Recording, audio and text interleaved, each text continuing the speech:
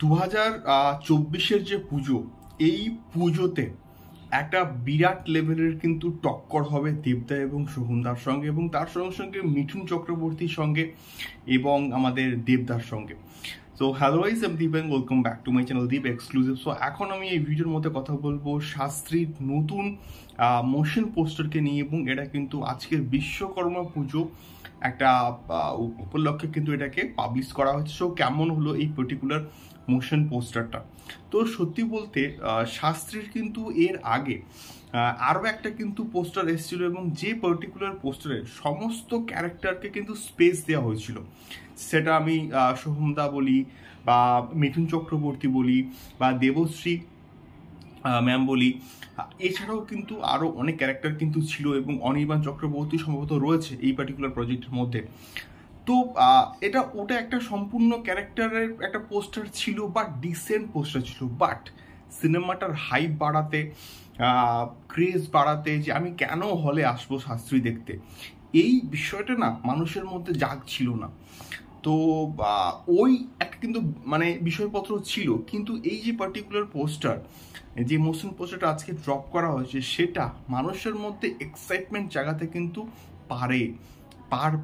At least আমার তো পারছে। তার কারণটা হচ্ছে যেভাবে মোশন পোস্টারটাকে ডিজাইন করা হচ্ছে, জ্যোতিষ চর্চা ভার্সেস বিজ্ঞান, এই যে বিষয়টা, এবং তার সঙ্গে সঙ্গে এখানে সোহমদার যে লুকটা আমরা বেসিক্যালি দেখতে পাচ্ছি, এবং মিঠুন চক্রবর্তীর যে লুকটা, ওই ও মাই গডের মতন একটা কিন্তু লুক দেওয়া হয়েছে। তো সেই লুকটা ব্যাপক লাগছে, এবং তার সঙ্গে সঙ্গে মিঠুন চক্রবর্তীর ওই যে একটা ডায়লগ, এই পুজোয় শুধু শাস্ত্রীর খবর হবে, তো এরকম কিছু একটা কিন্তু ডায়লগ একদম লাস্টের দিকে কিন্তু রয়েছে। এবং এই পোস্টারটা বেসিক্যালি দুটো ক্যারেক্টারের উপর কিন্তু ফোকাস করা হয়েছে, এবং একটা হচ্ছে সোহমদা এবং আরেকটা হচ্ছে মিঠুনদা। বেসিক্যালি এই দুটো ক্যারেক্টার কিন্তু মেন প্রোটাগনিস্ট, এবং সোহমদার একটা ছোট্ট কামব্যাক কিন্তু হয়েছিল দেবদার হাত ধরে প্রধানে, বাট ওখানে কিন্তু একদম যে মেন লিড রোল, ওটা কিন্তু আমরা বলতে পারবো না।